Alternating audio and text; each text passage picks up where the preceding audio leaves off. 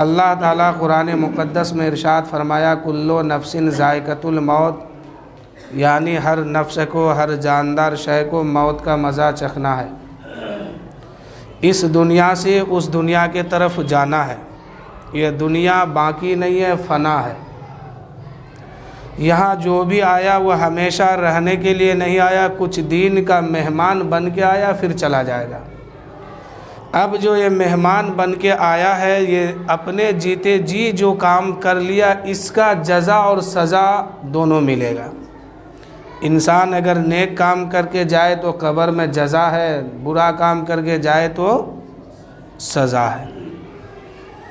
انسان جب مرنے والے ہوتے ہیں تو ان کے پاس جب موت کے فرشتے آتے ہیں تو وہ شخص اگر ہزاروں کے بیچ میں رہتا ہے تو دکھائی صرف اس کو فرشتہ ہی دیتے ہیں۔ یعنی ایک انسان ہزاروں کے مجمع میں بیٹھا ہے، اس کی موت بالکل قریب آ گئی ہے، اب فرشتے وہاں تشریف لائے ہیں تو ان ہزاروں کے بیچ میں جو بیٹھا ہے اور فرشتے جو آئے ہیں تو یہ ہزاروں کو دکھائی نہیں دیتا کہ فرشتہ کدھر سے آئے ہیں، صرف اسی کو دکھائی دے گا جس کی موت ہوگی۔ حضرت سلیمان علی نبینا علیہ الصلاۃ والتسلیم کی بارگاہ میں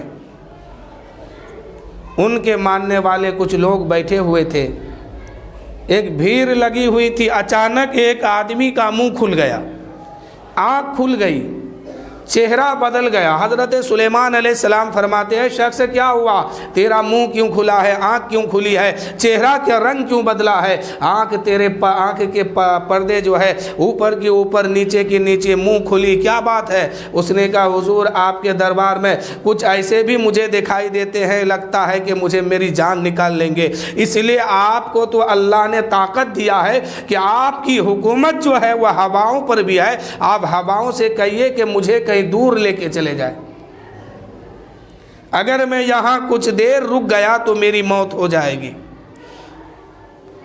اس شخص کو دکھائی دیتا تھا کہ یہاں فرشتے آ گئے ہیں، ملک الموت فرشتوں کی جماعت لے کے آئے ہیں حضرت سلیمان علی نبینا علیہ الصلاۃ والتسلیم کی بارگاہ میں، اور لوگ بیٹھے ہوئے تھے لیکن ان کو دکھائی نہیں دیا۔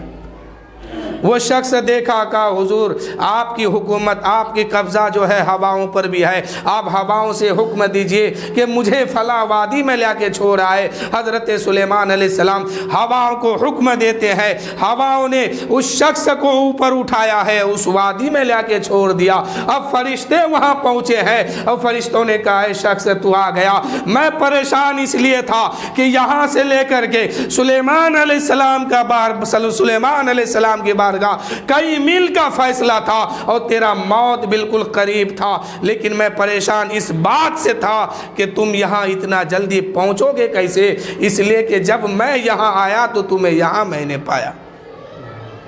فرشتے اس بات سے حیرت میں تھے کہ یہ شخص کی موت فلاں وادی میں ہے اور یہ شخص یہاں بیٹھا ہے، اتنے جلدی وہاں یہ پہنچیں گے کیسے، اور مجھے تو ان کی روح بھی نکالنی ہے۔ لیکن وہ فرشتے ہیں، اللہ کا حکم مانتے ہیں، اللہ کے حکم کی تعمیل کرتے ہوئے ان کی موت کا جب وقت قریب آیا ہے وہ فرشتے اسی جگہ گئے ہیں، جبکہ فرشتے جانتے تھے کہ یہاں بیٹھے ہیں یہ شخص، لیکن فرشتہ وہاں گئے تو دیکھے کہ یہ شخص وہاں پر موجود ہے اور روح نکالی۔ تو میرے دوستو، موت جس کی جہاں لکھی ہوئی ہے، جہاں پر جس جگہ جا کے موت ہوگی، ہر حال میں انسان کو وہاں پہنچنا ہی ہوگا۔ اگر اس مسجد میں ابھی کسی کی موت ہوگی تو کوئی روک نہیں سکتا ہے، اور یہاں سے گھر پر اگر ہوگی تو ہر حال میں انسان کو کسی نہ کسی بہانے سے یہاں سے ابھی جانا ہی پڑے گا۔ تو موت جہاں لکھی ہوئی ہے، جس جگہ پہ موت آپ کی آنے والی ہے، وہاں آپ کو ہر حال میں جانا ہے۔ تو پھر تیاری جیتے جی کیجئے، مرنے کے بعد ہاتھ ملنے کے سوا کچھ بچے گا نہیں، نہ کسی کو مہلت ملے گی کہ دنیا میں جاؤ تم جا کے تیاری کرو پھر تم آؤ تم سے سوال ہوگا۔ कितने कब्र में मुर्दे चीख रहे होंगे, चिल्लाते होंगे कि परवरदिगार एक लम्हा के लिए तू मुझे मोहलत दे दे, मैं दुनिया में जाऊंगा और सिर्फ तेरे ही इबादत करूंगा और तुझे ही मानूंगा, इसके सिवा मैं कुछ नहीं करूंगा। अल्लाह फरमाएगा ये कानून नहीं है, ये दस्तूर नहीं है कि एक बार आ गए फिर से दुनिया में जाओ। तो मेरे दोस्तों, जो करना है, ये सांस जो चंद मिली है ये कब रुके कोई ठिकाना नहीं है, और ये रूह जब निकल जाए तो फिर इस जिस्म की कोई हैसियत नहीं बचती है। अब आपका अमल ही आपको आखिरत में हिसाब में जज़ा सज़ा सब के सामने होंगे। बगदाद शरीफ में एक बहुत बड़ा पहलवान रहते थे और वो शख्स कुश्ती लड़ा करते थे। उनका नाम हज़रत जुनैद बगदादी रहमतुल्लाहि ताला अलैह। अब बहुत बड़े पायदार के ये बुज़ुर्ग भी हैं, अल्लाह का वली भी हैं, अल्लाह का दोस्त भी है। इतने बड़े ये अल्लाह के महबूब बंदे हैं कि एक बार अपने खानका में ये बैठे हुए थे, निगाहें ऊपर की अल्लाह की बारगाह में अर्ज़ की है, परवरदिगार जो मकाम जो मनसब मुझे मिला है क्या मेरे अलावा किसी और को भी मिला है? अल्लाह की बारगाह से आवाज़ आई है, जुनैद ऊपर देखो। जब ऊपर देखने लगे तो हवा में एक झंडा लहरा रहा था, उसमें एक लाइन एक सतर लिखा हुआ था, या शेख जुनैद बगदादी। तो हज़रत जुनैद ने कहा है, परवरदिगार जो मनसब मुझे मिला है, जो वक़ार जो मर्तबा मुझे दिया गया है, क्या ये इस वक़ार को किसी और को भी दिया गया है? अल्लाह की बारगाह से फिर आवाज़ आती है, जुनैद ज़रा और ऊपर देखो।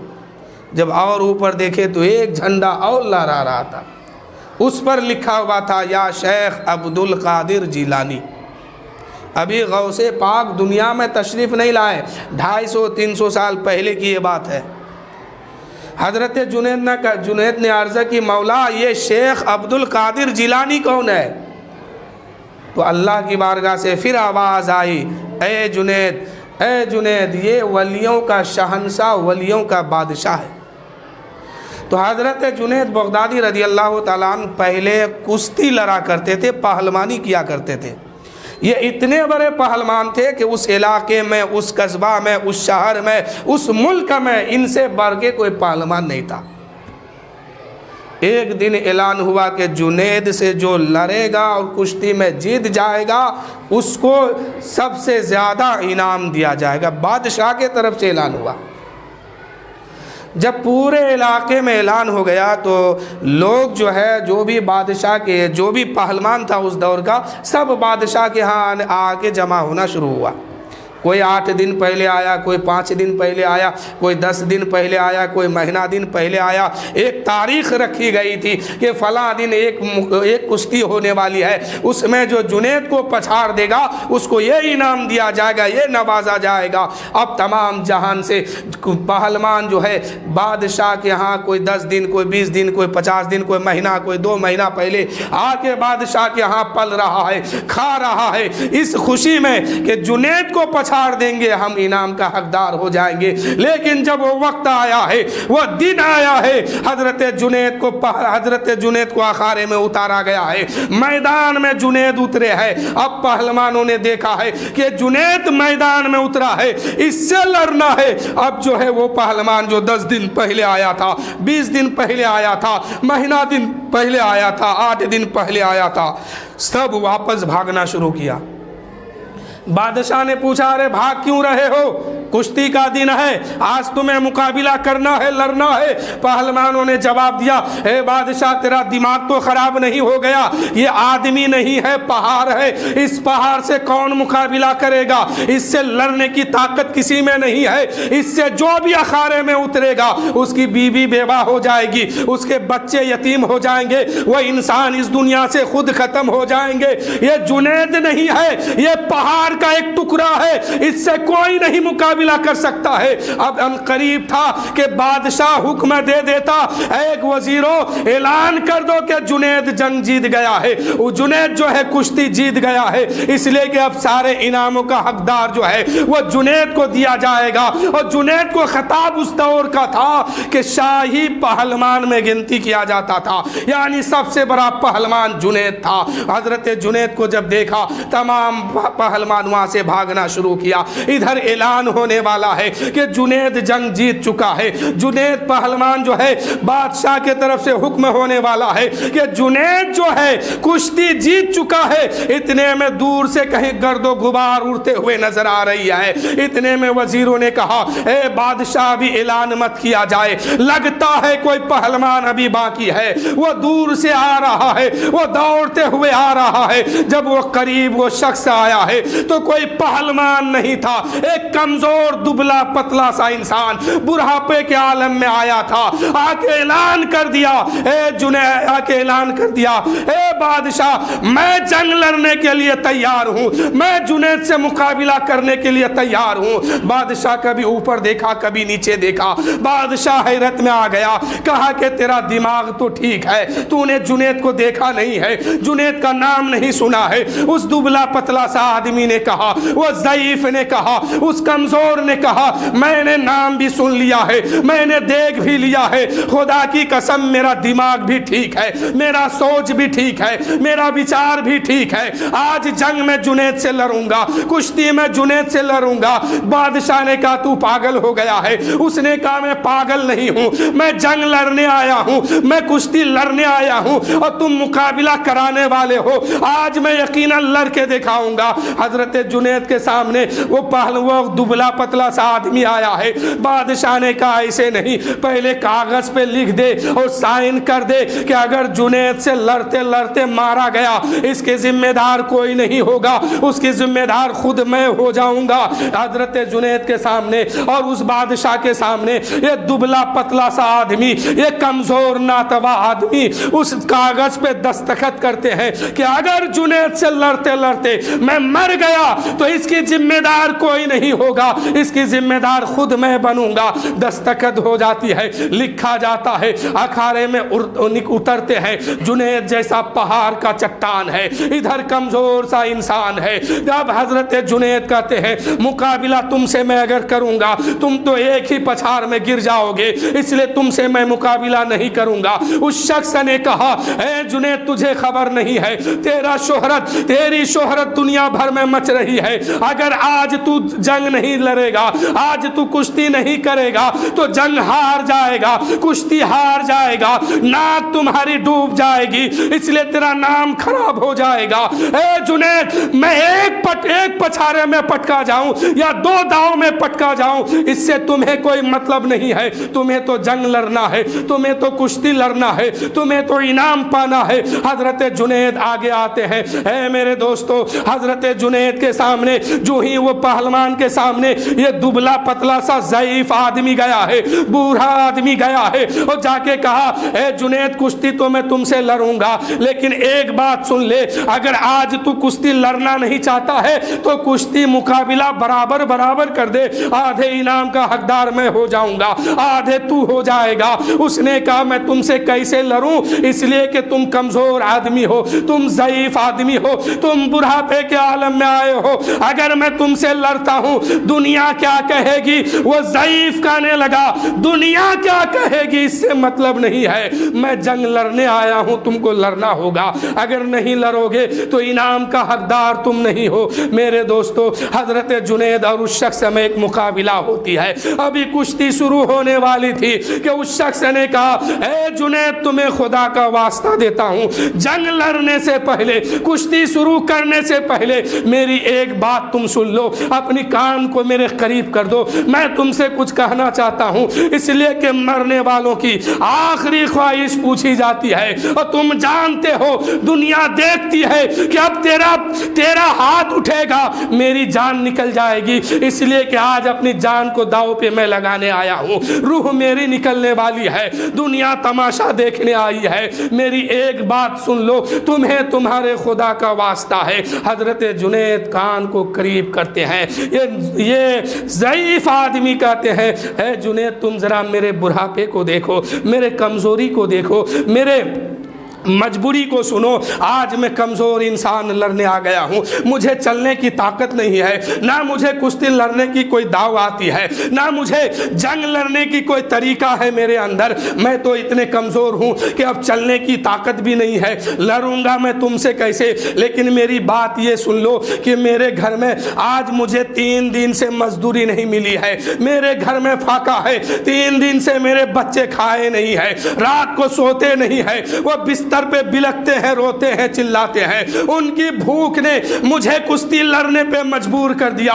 ए जुनैद, अगर जंग जीतना नहीं है तो कुश्ती बराबर कर दे, आधे का हकदार तू हो जाएगा, आधे का हकदार मैं हो जाऊंगा, इनाम लेके जाऊंगा, अपने बच्चों के भूख को, अपने बच्चों के पेट को भर दूंगा, अब मेरे बच्चों की भूख मिट जाएगी। और अगर ये मंजूर नहीं तो फिर तू कुश्ती लड़, चाहे तू आज मेरे बच्चे को यतीम कर दे या मेरे बच्चों के पेट भर दे। उस शख्स के सामने हजरत जुनैद ने कहा, ए ज़ईफ़ आदमी सुनो, अगर तुम्हें भूख की मजबूरी थी, पैसों की मजबूरी थी, रोजी रोटी का सवाल था तो किसी अमीर के दरवाजे पे चला जाता, वहां से कुछ मांग लेता, अपने बच्चों का पेट भर लेता। उस शख्स ने कहा, हजरत जुनैद ने कहा, अगर कोई अमीर आदमी तुमको मदद ना करता तो किसी से ज़कात का माल ले लेता, वो तुम्हें ज़कात दे देता, उसी ज़कात से अपने बच्चों का पेट भर लेता। इतना कहना था। वो ज़ईफ़ आदमी कहते हैं, ए जुनैद सुनो, मैं ज़कात नहीं ले सकता इसलिए कि मैं आले रसूलुल्लाह हूँ, नबी के घर का बेटा हूँ, फातिमा के घर का बेटा हूँ, मैं ज़कात का माल नहीं खा सकता हूँ। इतना सुनना था। अब पहाड़ के तरह जो चट्टान बन के पहलवान खड़ा था, थर थर थर थर कांपने लगा है। हजरत जुनैद के पैर से जमीन खिसकने लगी है। हजरत जुनैद कांपने लगा, रोने लगा और कहा, ए ज़ईफ़ आदमी, और पहले आपको बता देना चाहिए था, मेरी क्या मजाल है कि मैं आज आपसे जंग लड़ूंगा, इसलिए कि आप आले रसूलुल्लाह है, नबी के घर का बेटा है। ए ज़ईफ़ आदमी सुनो, मैं यजीदी नहीं हूँ, हुसैनी हूँ, आज मैं आपसे कैसे लड़ूंगा। आज यकीनन जुनैद जंग हार जाएगा और एक आले रसूल जंग जीत लेगा। आज जुनैद कुश्ती हारेगा और सैयदजादे कुश्ती जीतेगा। अब इधर दुनिया देख रही है कि जुनैद अभी उठा के पटक देंगे, लेकिन कुश्ती जब शुरू हुई, दोनों तरफ से मुकाबिला हुई, दोनों तरफ से ताकत लग रही है। हजरत जुनैद देखते ही देखते ज़मीन पे लेट गए और सैयदजादे आले रसूल हजरत जुनैद के सीने पे चढ़ के बैठ गए। लोगों ने देखा कि जुनैद जैसा पहलवान आज जंग हार गया, जुनैद जैसा पहलवान आज जो है कुश्ती हार गया। लोगों ने बुरा भला करना शुरू किया। बादशाह ने सर नीचे कर लिया।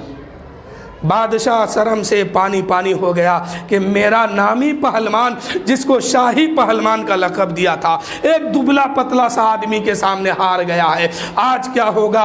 लोग वहाँ से वापस गए हैं। ये सैयदजादे इनाम पाए हैं, हाथ में लिए हैं, घर गए हैं। और हज़रत जुनैद बादशाह के पास गया। वो कहने लगा, ओ बादशाह बता, अब तेरा हुक्म मेरे लिए क्या है। बादशाह ने पहला हुक्म जारी किया कि शाह जुनैद, जो तुम्हें मैंने शाही पहलवान का लक़ब दिया था, ये मैं तुमसे वापस लेता हूँ। आज तूने मेरी नाक कटवा दी, आज तुमने जंग हार गया है, कुश्ती हार गया है। उस हजरत जुनैद ने कहा, ए बादशाह, अब तक तो मैं कुछ कुश्ती हार जाता था, लेकिन आज मैं कुश्ती जीत के आया हूँ। ए बादशाह, आज से पहले जितनी कुश्ती लड़ा था सब मैंने हारा था, आज हकीकत में कुश्ती जीत के आया हूँ। बादशाह ने कहा, ये तुम क्या बकते हो। वो कमज़ोर आदमी था, बूढ़ा आदमी था, ज़ईफ़ आदमी था, तुम्हारे सीने पे बैठा था और तुम उसके सीने के उसके पैर के नीचे थे, तुम कहता है कि कुश्ती जीत गया। हज़रत जुनैद ने कहा, ए बादशाह, ये बता, मैं कुश्ती किस लिए लड़ता हूँ। میں کشتی کس لیے لڑتا ہوں؟ بادشاہ نے کہا انعام کے لیے۔ کہا کہ اچھا یہ بتا، اب تو صحیح سمجھا ہے کہ میں کشتی اس لیے لڑتا ہوں کہ مجھے انعام ملے، یہ بتا کہ روزانہ میں کشتی جیتتا تھا تو انعام کون دیتا تھا؟ بادشاہ نے کہا میں۔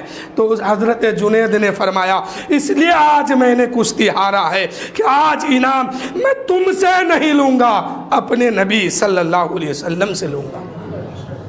روزانہ انعام تو دیتا تھا تو تو دنیا کا مال دیتا تھا، آج میں کشتی ہارا ہوں، کل میدان محشر میں جنت سے میرا نبی مجھے مال عطا فرمائے گا۔ میں جنتی مال لینا چاہتا ہوں، دنیا کی اب نہیں، اس لیے کہ تو دیتا تھا مختصر دیتا تھا، اب میرا نبی دیں گے تو بے حساب دیں گے۔ تو میرے دوستو، حضرت جنید کو اس بادشاہ نے شاہی پہلوان سے نام کاٹ دیا، اپنے دربار سے نکال دیا۔ ادھر حضرت جنید رات میں خواب میں رات میں سوئے ہیں، خواب دیکھتے ہیں نبی کریم صلی اللہ علیہ وسلم تشریف لائے ہیں، ارشاد فرماتے ہیں اے جنید آج تو نے میرے بیٹوں کی لاج رکھ لیا ہے، میرے بیٹوں کی عزت رکھ لیا ہے، اللہ نے تیری زندگی کو قبول فرمایا اور بادشاہ نے تجھے اپنے لسٹ سے نکالا، اللہ نے تجھے ولایت کے لسٹ میں شامل فرما لیا۔ حضرت جنید یہاں سے ولی بن گئے۔ میرے نبی خواب میں آئے، کہنے لگے کہ اے جنید تو نے میرے بیٹوں کی لاج رکھا ہے، کل میدان محشر میں اس کا جزا تمہیں یہ ملے گی کہ تجھے جنت ملے گی، اور اللہ نے تجھے ولایت کے لسٹ میں تمہارا نام درج فرما دیا۔ حضرت جنید بغدادی جو ہے وہیں سے مشہور ہو گئے، حضرت جنید بغدادی کے نام سے یہ اللہ کا ولی ہو گئے۔ اب اللہ کا ولی ہوئے تو اتنی بڑی ولایت ان کو دیا گیا کہ پانی کے اوپر، سمندر کے اوپر جائے نماز کو بچھا کے اس پار سے اس پار یہ کرنے لگے۔ ولایت میں مقام ان کو بہت بڑی مل گئی۔ تو ایک آل رسول کی تعظیم کی برکت سے اللہ نے وہ مقام اسے عطا فرمایا۔ تو میرے دوستو، ایک